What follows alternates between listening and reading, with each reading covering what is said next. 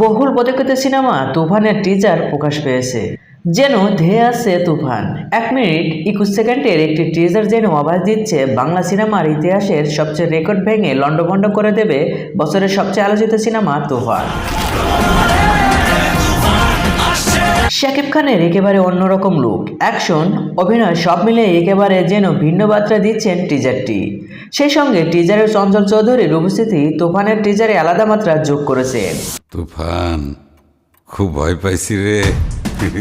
Teaser নিয়ে পরিচালক রায়হান রাফি বলেন, তুফান এমন একটা সিনেমা যা বাংলা সিনেমাকে বিশ্বের দরবারে নতুনভাবে চেনাবে, অনেক সিনেমা ইন্ডাস্ট্রিকে পরিবর্তন করবে।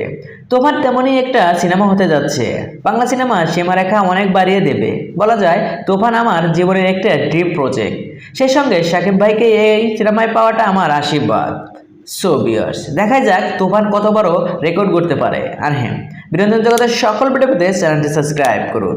ধন্যবাদ।